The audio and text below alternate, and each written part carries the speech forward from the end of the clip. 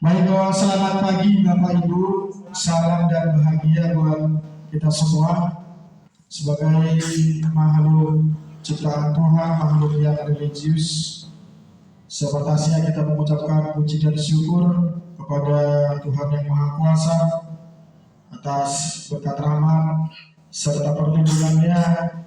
Pada hari ini juga kita dapat melaksanakan kegiatan di ruang guru kita, yakni sosialisasi budaya positif yang akan disosialisasikan ataupun diberikan materinya oleh Bapak Josrai Sibagariang sebagai calon guru penggerak angkatan 11 Kabupaten Tapanuli Tengah tahun 2024.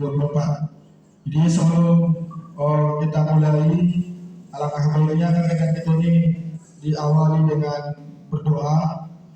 Kami mohon kesediaan dari Bapak Apri dan Bapak Ibu untuk membawa doa kita, Pak. Dipersilakan, Pak.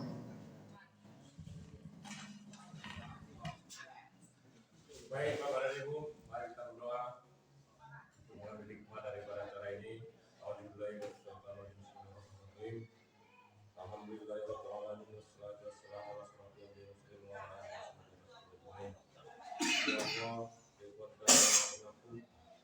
Ampunilah segala dosa kami, biar kami bisa dalam keadaan jernih. Ya Allah, ridhoilah kebijakan pada hari ini, di mana Bapak Guru kami bisa sebagai mengumpulkan daripada pentingnya penerapan budaya positif bagi murid harapan kami, mudah-mudahan dapat berjalan dengan sebaik-baiknya. Ya Allah, yang kami yang pengasih, selalu berikan kesehatan kepada kami sehingga kami dapat beraktivitas dengan sebaik-baiknya untuk menjalankan segala kegiatan yang harus kami kerjakan pada hari ini dan yang lain. Rabbana atina fid dunya hasanah wa fil akhirati hasanah wa qina adzabannar walhamdulillahi rabbil alamin. Baik, terima kasih kepada Pak Abridal yang membuat doa kita pada pagi hari ini. Baik, Bapak Ibu, sesuai dengan materi sosialisasi yang akan diberikan oleh Pak Sibagariang hari ini, itu terkait budaya positif. Jadi memang salah satu program dari guru penggerak, calon guru penggerak, di mana budaya positif ini lebih baiknya ataupun alangkah baiknya diberikan sedikit pencerahan ataupun sosialisasi kepada pihak sekolah, apa itu terkait dengan budaya positif, apa keuntungannya, dan apa nanti hasil yang akan kita petik daripada pelaksanaan budaya positif. Budaya positif ini juga mungkin nanti akan kita kembangkan di sekolah ini sesuai dengan substansi mata pelajaran kita untuk mempertebal daripada penguatan profil pelajar Pancasila sesuai dengan tujuan pendidikan kita, pendidikan Indonesia di tahun 2024, yaitu adalah untuk menitikberatkan kepada siswa menuju profil pelajar Pancasila. Jadi supaya lebih mendalam dan lebih detail untuk materi budaya positif, langsung saja kita berikan waktu dan tempat kepada Pak Josrai Sibagariang untuk bersosialisasi. Terima kasih, Pak. Dipersilakan. Terima kasih Pak Anwar Sibagariang sebagai atas pimpinan, mohon maaf, sebagai wakil bidang kurikulum yang telah memfasilitasi saya untuk berbagi pemahaman mengenai budaya positif. Yang pertama, terima kasih Bapak Ibu sudah meluangkan waktunya untuk bersama-sama kita di ruangan ini dalam rangka memenuhi tugas dan tanggung jawab saya sebagai calon guru penggerak. Yang pertama juga yang kedua, saya mohon izin kepada Pak Arunata dan Pak Paulus ya, sebagai senior saya di guru penggerak yang sudah lebih dahulu barangkali melakukan kegiatan seperti ini dan sudah lebih dulu merasakan mengikuti dan mendapatkan ilmu-ilmu dari pendidikan guru penggerak. Kepada Bapak berdua, barangkali nanti ada pemahaman saya yang tidak sesuai dengan apa yang telah lebih dulu Bapak pahami mengenai ini, mohon dimaklumi. kita dapat berbagi dan berdiskusi bersama di ruangan ini. Bapak Ibu, yang pertama adalah ini sesuai dengan judul di modul 14 di program pendidikan guru penggerak itu ada judulnya budaya positif. Dan setelah menyelesaikan pembelajaran, diskusi-diskusi dan berbagai kegiatan di ruang virtual, kami dituntut mengadakan sosialisasi kepada Bapak Ibu guru yang ada di sekolah tentang budaya positif ini. Dan inilah yang sedang kita lakukan hari ini. Dan sekali lagi saya sampaikan terima kasih Bapak Ibu sudah mau meluangkan waktunya untuk ini. Dan semoga dari kegiatan yang akan sudah kita lakukan ini, yang sedang berlangsung ini, ada nanti hal-hal positif yang dapat kita ambil dan kita dapat terapkan di sekolah kita. Dan kalaupun mungkin ada berlawanan dengan yang kita pahami dan kita lakukan selama ini, mohon mari kita mencoba memahaminya dan kita bisa diskusikan lebih jauh lagi. Tujuan pembelajaran kita adalah mengenai bahwa setelah kita selesai melaksanakan ini, kita diharapkan mampu menghayati pentingnya budaya positif dan penerapannya untuk mempertebal karakter murid yang sesuai dengan profil belajar Pancasila. Ini agenda kita. Yang pertama tadi pembukaan sudah dilaksanakan oleh Bapak Wakil Kurikulum Pak Ronald Situdean, itu sudah selesai. Ini presentasi konsep, ini yang akan saya lakukan, mempresentasikan konsep-konsep mengenai budaya positif dan yang berkaitan dengan itu. Lalu nanti kita akan mengadakan sesi tanya jawab dan ada refleksi di tahap akhir. Eksplorasi konsep yang akan kita bahas bersama itu adalah mulai dari disiplin positif, nilai-nilai kebajikan, universal, teori motivasi, hukuman dan penghargaan, dan restitusi. Lalu lanjut kepada keyakinan, kebutuhan dasar manusia dan dunia berkualitas, restitusi, 5 posisi kontrol guru, dan restitusi yang disebut juga dengan segitiga restitusi. Yang pertama Bapak Ibu, ini di dalam modul ini ada dibahas juga, ini mengenai mengontrol orang lain. Ini barangkali seperti ini dicontohkan, kita memegang sesuatu yang kita anggap sangat penting dan itu kita genggam erat, lalu barangkali ada orang lain yang mencoba mempengaruhi kita supaya kita melepas benda yang sudah kita genggam tadi. Tapi apakah kita akan melepaskan itu atau tidak, sebenarnya itu tergantung kepada motivasi internal yang ada di dalam diri kita. Tetapi bisa juga memang benda itu akan kita lepaskan itu karena ada motivasi eksternal yang dipengaruhi oleh orang lain. Ini ada hubungannya dengan posisi kita sebagai guru, bahwa ketika kita berhadapan dengan siswa kita, dengan murid kita, bisa saja memang kita ingin menumbuhkan motivasi internal, keyakinan yang memang tumbuh dari diri siswa itu sendiri mengenai nilai-nilai kebajikan, universal itu, atau mungkin harus dengan paksaan. Itu yang tadi faktor eksternal tadi. Tapi yang mau kita lihat dalam modul ini adalah dalam sosialisasi ini juga yang diharapkan pada pendidikan kita hari ini adalah kita posisi sebagai guru, kita menanamkan itu dengan menumbuhkan motivasi internal siswa itu dengan kesadaran dari diri siswa itu sendiri bahwa itu salah.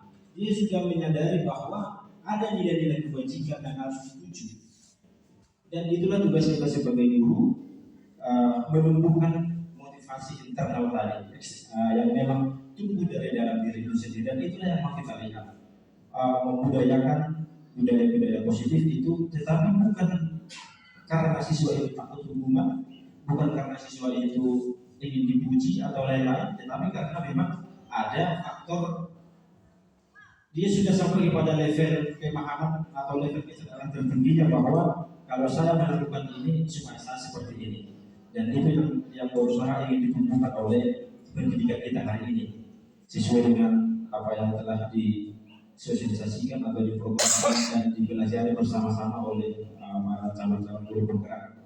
Itu yang pertama Bapak Ibu. Yang kedua, mengenai teori kontrol, ya, ada yang disebut dengan teori kontrol, dan ini yang dicanangkan bahwa saya bacakan, bila kita ingin membuat kemajuan, maka ubahlah sikap atau perilaku Anda. Berarti posisi kita sebagai guru dulu Bapak Ibu, kita ingin anak kita mungkin maju, berarti kita harus terlebih dahulu memperbaiki diri. Yang selanjutnya, ubahlah paradigma Anda, skema pemahaman dan penjelasan aspek-aspek tertentu tentang realitas. Dan ini mengenai bagaimana kita bercita-cita ingin berubah, kita harus terlebih dahulu melakukan perubahan itu dari diri sendiri. Ini mengenai teori kontrol, miskonsepsi. Kalau selama ini barangkali kita memahami bahwa guru itu dapat mengontrol murid, namun ternyata di dalam teori kontrol itu tidak. Kita sebenarnya tidak bisa sepenuhnya mengontrol murid. Bahwa tadi seperti saya bilang tadi, siswa itu yang memiliki kontrol atas dirinya sendiri. Tetapi kita dapat melakukan kontrol itu hanya sebatas kita menumbuhkan. Nanti itu bagaimana itu yang disebut dalam segitiga restitusi sebagai guru, nanti sebagai manajer. Dan ini poin keempat, ilusi atau kesalahan miskonsepsi bahwa orang dewasa memiliki hak untuk memaksa. Tadi ini masih pemahaman yang ada selama ini, ya, bahwa kita berhak memaksa mereka. Ini perbedaan antara teori stimulus respon dan teori kontrol tadi. Stimulus respon dan teori kontrol. Yang perlu kita lihat di sini Bapak Ibu, kalau selama ini stimulus respon itu mengatakan begini bahwa kita itu mencoba mengubah orang agar berpandangan sama dengan kita. Kalau dalam teori kontrol ternyata kita itu berusaha memahami pandangan orang lain tentang dunia. Kita tidak boleh memaksakan, misalnya kita berpandangan bahwa bumi itu bulat. Ada orang lain yang berpandangan bumi itu datar. Itu kan mungkin mereka punya alasan, mereka punya pertimbangan tentang itu. Dan kita tidak boleh memaksakan itu bahwa semua orang harus berpandangan bahwa bumi bulat, semacam itu. Lalu perilaku buruk dilihat sebagai suatu kesalahan, dan ternyata di dalam teori kontrol itu semua perilaku memiliki tujuan. Bahkan katanya ketika orang melakukan sesuatu yang salah pun kita harus melihat itu tujuannya apa. Jangan langsung dihakimi bahwa itu sudah salah. Barangkali ada sesuatu faktor di belakang kenapa dia harus melakukan itu. Kita langsung ke belakang saja bahwa model berpikir dengan kalah itu yang selama ini yang stimulus respon. Model dengan kalah. Berarti kalau kau salah saya benar, kau kalah saya benar, kayak begitu. Tapi kalau sekarang dalam menghadapi siswa, kita itu memiliki yang namanya teori kontrol model berpikir menang-menang. Artinya sama-sama baik semuanya. Tidak ada yang disakiti, tidak ada yang dikecewakan. Itu dalam perbedaan pandangan tadi antara stimulus respon dengan teori kontrol. Kita masuk teori yang kedua Bapak Ibu, arti disiplin dan 3 motivasi perilaku manusia. Pada intinya bahwa disiplin itu berarti seseorang itu melakukan tindakannya berdasarkan pada nilai-nilai kebajikan universal. Mungkin sedikit Bapak Ibu, nilai-nilai kebajikan universal itu ya termasuk menghormati orang lain, disiplin, nilai-nilai kebajikan yang diakui bersama-sama secara universal, bahwa itu adalah nilai-nilai yang baik.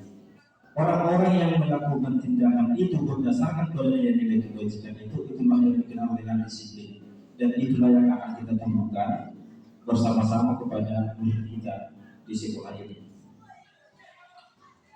Lanjut mengenai teori motivasi perilaku manusia. Ini yang tadi yang sudah saya singgung ini Pak, Bapak Ibu, bahwa yang pertama itu motivasi eksternal. Ada tiga faktor kenapa saya melakukan ini. Kenapa saya melakukan ini?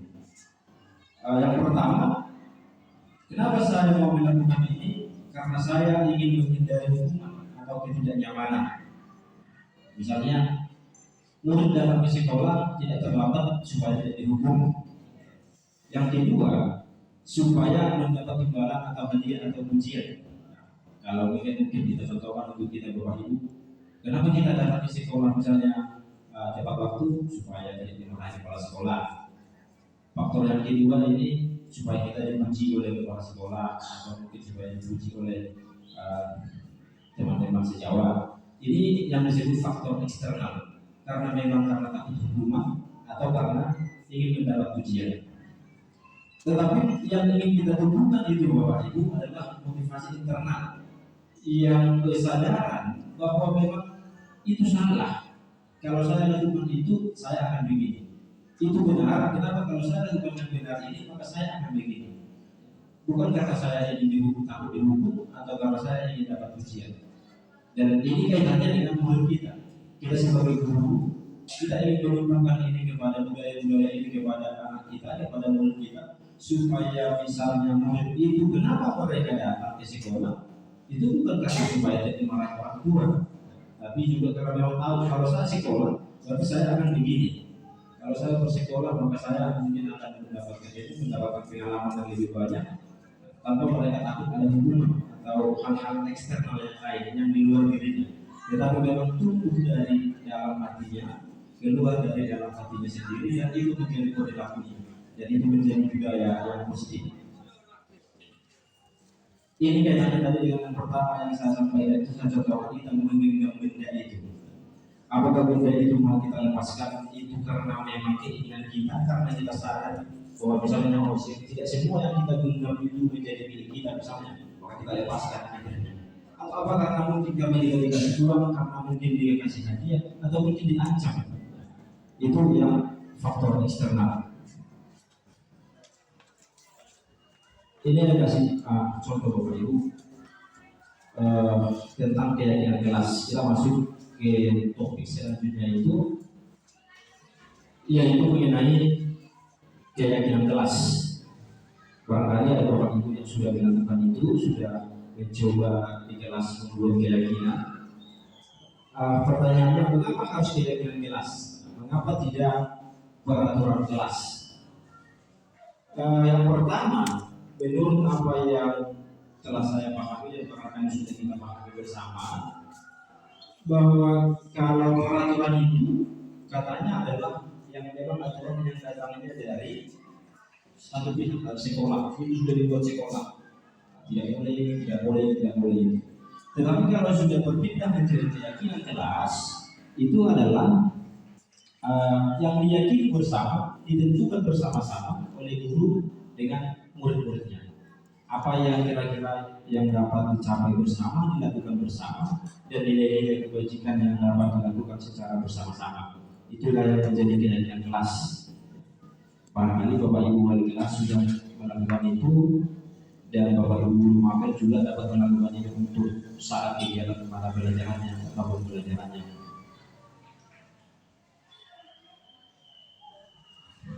Ini kita coba Bapak Ibu ada di sini. Contoh peraturannya, selalu kembalikan buku ke tempatnya. Ini keyakinan atau nilai kebajikan. Kalau seseorang selalu mengembalikan buku ke tempatnya, nilai kebajikan apa yang ada di sini? Ya, mungkin bertanggung jawab, gitu ya. Atau kalau dilarang mengganggu orang lain, maka ini yang dituju. Nilai kebajikan yang dituju adalah ini bisa kita bersama-sama di sini, menghormati orang lain dan diri sendiri. Kalau peraturannya misalnya hadir di sekolah 15 menit sebelum, itu menghormati orang lain, dilarang melakukan kekerasan, itu keselamatan, dilarang menggunakan narkoba, kesehatan, dan sampai dengan jangan berlari dalam kelas atau koridor, itu keselamatan dan atau keamanan. Inilah maksudnya nilai-nilai kebajikan yang dituju. Artinya barangkali kita di kelas itu membuat suatu peraturan dan yang disebut dengan keyakinan kelas itu, dan itu harus menyasar nilai-nilai kebajikan ini. Dan nilai-nilai kebajikan ini yang bersama-sama guru dan murid akan melakukan secara bersama-sama, yang diyakini bersama-sama dan akan dilakukan secara bersama-sama oleh kita.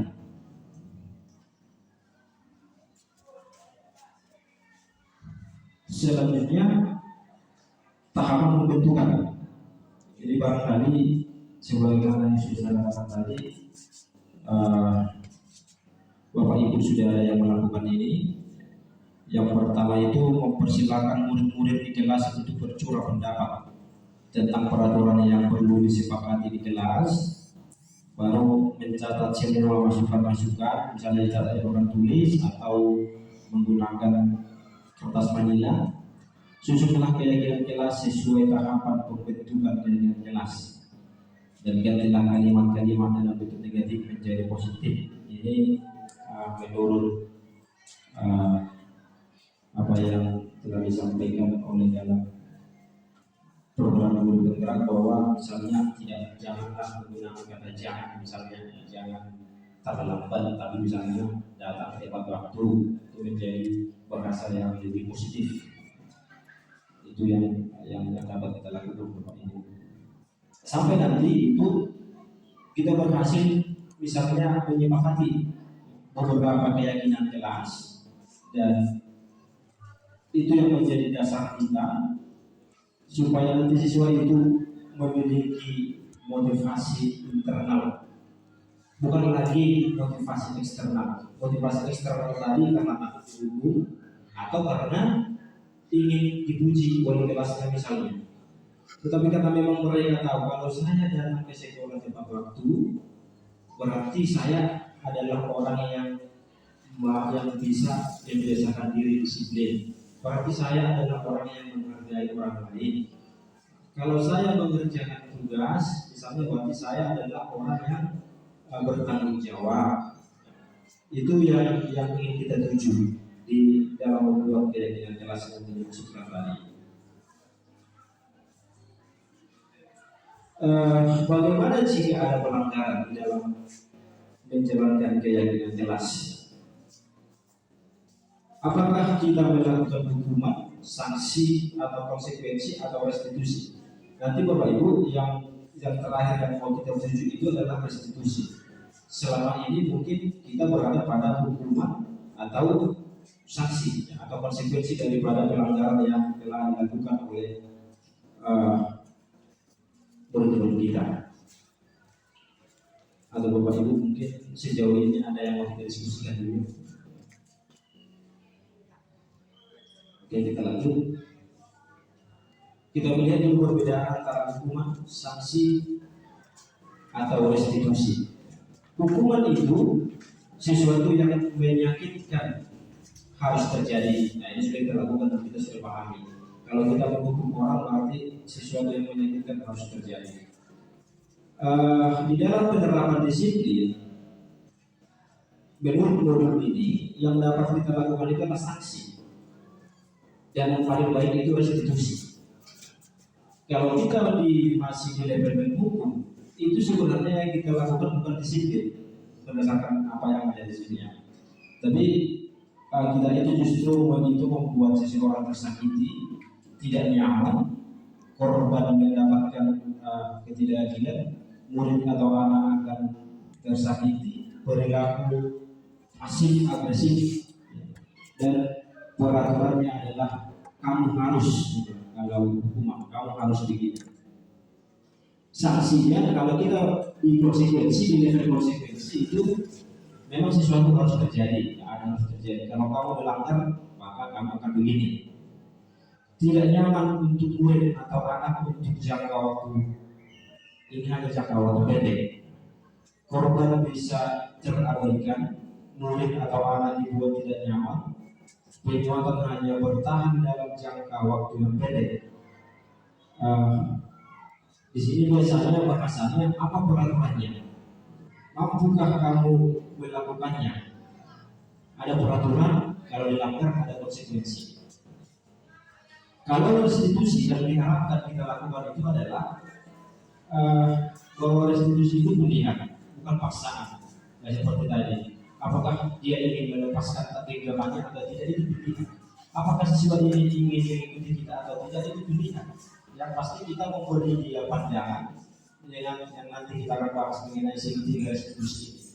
Kita membuka pola pikirnya, lalu menguatkan untuk murid atau anak dalam jangka waktu panjang. Yang diharapkan begini, kalau tadi sanksi atau konsekuensi itu dalam jangka pendek, kalau ini dalam jangka panjang. Apa yang kamu yakini? Ini tadi yang di awal kan kita bicara kayak yang kelas. Seseorang murid itu kita arahkan ke sini. Ketika dia melakukan kesalahan, ya kita tanyakan apa yang sudah kita sepakati. Apa yang kau lakukan itu sudah melanggar kesepakatan kelas kita, atau nilai-nilai kebajikan yang sudah kita sepakati bersama. Dan ini nanti yang membawa dia sampai kepada level kesadaran tertingginya, yaitu motivasi internalnya. Saya ulangi Bapak Ibu, ini bukan lagi nanti sesuatu yang karena dia takut dihukum atau karena dia ingin dipuji, maka dia mau melakukan itu. Tetapi sekali lagi, dia melakukan itu karena memang dia sadar, ketika saya melakukan itu maka saya akan jadi begini, ketika saya tidak melakukan itu saya juga akan begini. Itu yang nanti tahap restitusi, yang segitiga restitusi yang akan kita coba bersama-sama melihat. Luar biasa tadi, sakit ya.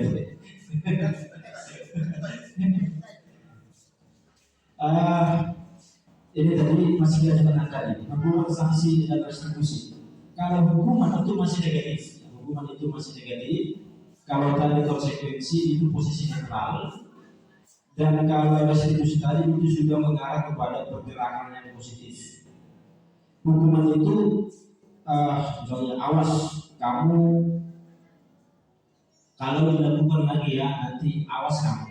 Kira-kira itu bahasanya. Mau dipaksaan dan barangkali ini karena memang melihat situasi murid kita juga ini masih di tahap ini ya kita lakukan. Karena memang bagaimanapun kadang kita berada pada puncak emosi yang sulit gitu. Konsep diri dulu, baru murid atau anak belajar menyembunyikan kesalahan karena takut dihukum.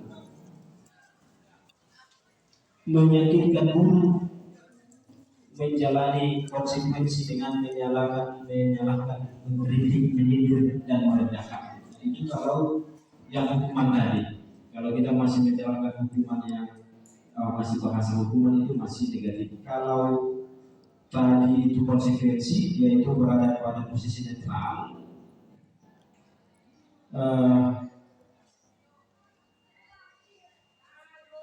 Kita bergeser ke restitusi saja yang sudah pada level positif, sudah memiliki nilai-nilai positif. Apakah hal ini yang sesungguhnya ingin kami lakukan? Kira-kira itu pertanyaannya kepada murid itu. Lalu itu restitusi itu menggunakan teori kontrol tadi. Saya ulangi, teori kontrol itu kan kesadaran kita sebagai guru, sebagai pendidik, bahwa saya tidak berhak memaksa ini, bahwa saya tidak memiliki kuasa untuk merubah ini menjadi seperti yang saya inginkan. Itu teori kontrol. Tetapi yang dapat saya lakukan sebagai guru adalah menjadikan posisi sebagai manajer, yaitu dengan menggunakan segitiga restitusi. Kita coba Bapak Ibu, misalnya ini tindakannya, mencatat 100 kali di dalam buku, yaitu saya tidak akan terlambat lagi karena siswa saya terlambat sekolah. Menurut pemahaman kita ini hukuman atau konsekuensi? Kalau misalnya kita suruh ini catat kalimat saya tidak akan terlambat sekolah 100 kali, ya sepertinya ini hukuman ya, termasuk hukuman. Catat 100 kali kalimat begini dan seterusnya. Baru lari di lapangan basket 2 kali karena terlambat main di sekolah, termasuk hukuman atau konsekuensi. Ini juga katanya masih hukuman. Selanjutnya, membersihkan tumpahan air di meja tulis karena tersenggol pada saat belajar. Kalau ini sudah masuk konsekuensi karena dia yang melakukan dan dia harus membersihkan. Lari mengelilingi lapangan basket 2 kali karena terlambat 10 menit untuk belajar PCOK. Ini juga termasuk ke dalam konsekuensi.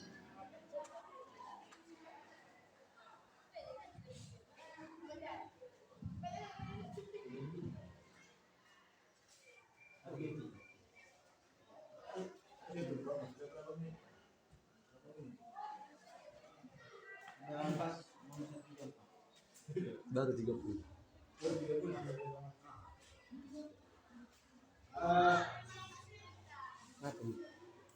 Oke, kita lanjut Bapak Ibu. Melalui nanti Ahmad Zita speaking berjoget sama-sama dulu kita ya Bapak Ibu. Mui berjoget kita sama-sama berdiri dulu Bapak Ibu. Mari kita ikuti gerakannya. Tapi kalau kita ada asosiasi joget, iya. Nah, mohon maaf Bapak Ibu.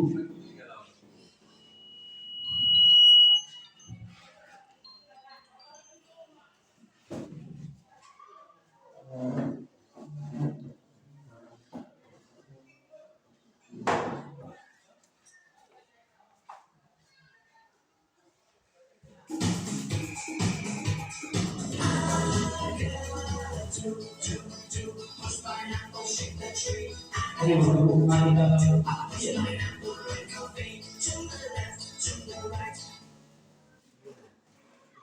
Dia Pak Resi.